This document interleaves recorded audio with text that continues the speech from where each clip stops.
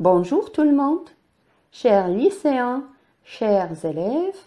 Toujours au niveau du premier module, les types de texte, et en réponse à vos demandes concernant le schéma narratif, je vous présente aujourd'hui un texte de Kamara Lai, L'enfant noir, en guise d'exemple pour bien comprendre le schéma narratif, qui est un outil qui facilite la compréhension de la structure d'un texte narratif. Il est constitué de 5 étapes: la situation initiale, l'événement perturbateur, les péripéties, l'événement équilibrant et la situation finale. Commençons par la situation initiale. C'est une situation reconnue par la stabilité et l'équilibre. Elle a pour rôle de présenter le contexte spatio-temporel, c'est-à-dire le lieu, le temps, le héros et l'action principale du récit.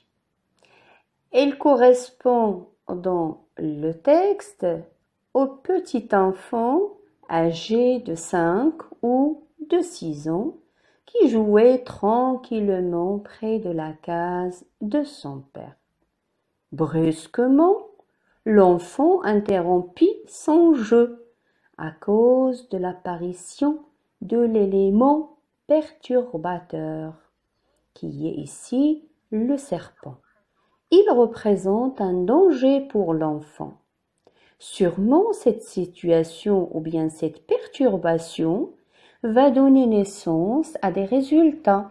C'est ce qu'on appelle les péripéties, c'est-à-dire tout ce qui résulte de la perturbation.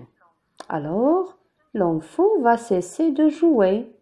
Il enfonça un roseau dans la gueule du serpent qui se trouva tellement proche de ses doigts.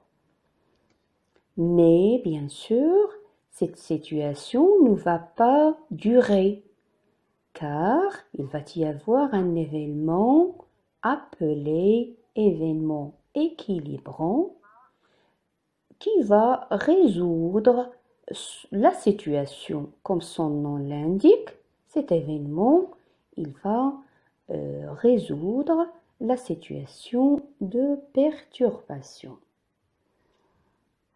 Bien sûr, à l'aide d'un élément nouveau qui est ici l'ami ou bien l'un des amis du père de l'enfant qui va le soulever de la terre en l'éloignant du serpent, c'est-à-dire en l'éloignant du danger.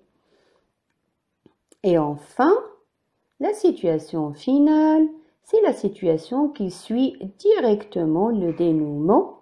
Ainsi, l'enfant est sauvé du danger, mais il est sévèrement blâmé par sa mère. C'est le retour total à l'équilibre après une phase de perturbation. Voilà pour le schéma narratif. Merci et à la prochaine.